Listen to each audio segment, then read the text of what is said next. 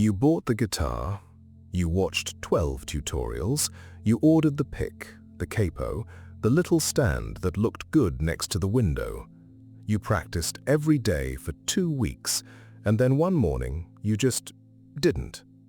The guitar is still there, leaning against the wall like a quiet accusation next to the journal you stopped writing in, the language app you haven't opened since March, and the running shoes that went on exactly 4 runs.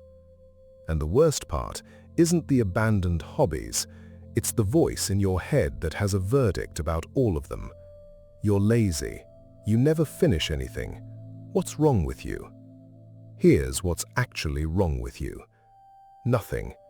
But something very specific is happening in your brain, and once you understand it, that voice loses most of its power.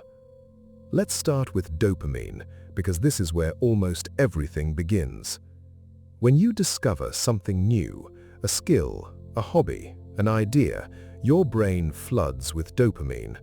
Not because you're doing the thing, but because of the possibility of the thing, the fantasy of who you'll become once you master it. That flood feels incredible, and your brain, being the reward-hungry machine that it is, wants to feel it again. So it does what it always does. It moves on to the next new thing. Psychologists call this the novelty bias. Your brain is literally wired to pay attention to new stimuli than familiar ones. It's not a character flaw, it's an evolutionary feature. New meant important. New meant potential danger or potential reward, and your brain hasn't gotten the memo that the guitar is not a predator. But here's where it gets more personal. People who lose interest quickly tend to have a specific relationship between the gap between fantasy and reality. In the fantasy, you are already good. In the fantasy, the thing is exciting and effortless, and it says something flattering about who you are. Then reality shows up. Reality is the part where you're bad at it, where progress is invisible and slow, where it feels nothing like the version in your head. And for certain brains, that gap isn't just disappointing, it's unbearable. Psychologists have a name for this: Hedonic Adaptation.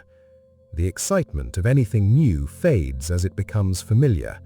What once felt electric starts to feel ordinary, and ordinary, for a brain wired towards stimulation, feels like a quiet emergency. Now here's something most people don't expect to hear.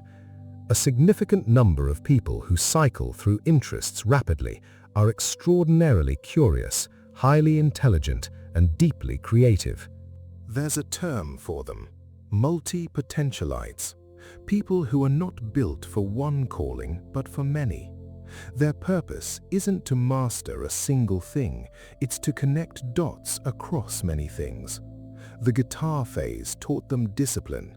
The language phase rewired how they think about structure. The running phase showed them something about their relationship with discomfort. None of it was wasted, even if it looks abandoned from the outside.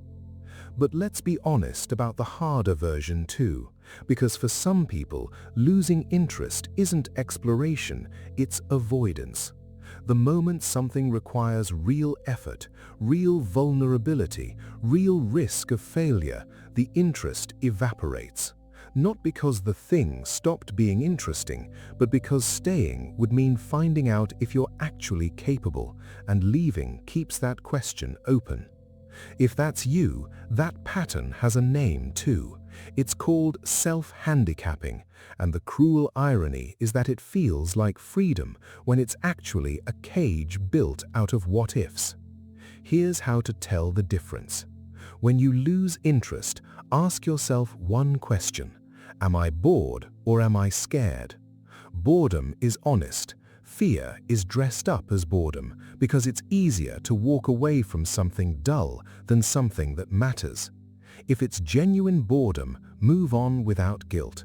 Your curiosity is a feature, not a flaw. If it's fear, stay just long enough to find out what's on the other side of it, because most people never do, and they spend a lifetime wondering. You are not someone who can't commit. You are someone whose brain demands meaning, depth, and genuine stimulation. And when something stops providing that, your brain files it under resolved and moves on. That's not weakness. That's a mind that refuses to be bored into numbness. The guitar doesn't define you. Neither does the journal, the app, or the 4 runs. What defines you is that you keep reaching for something, that you haven't stopped looking. That, more than any finished thing, is the sign of a mind that is still very much alive. If this felt like someone finally explaining you to yourself, subscribe, because that's exactly what we do here, every single week.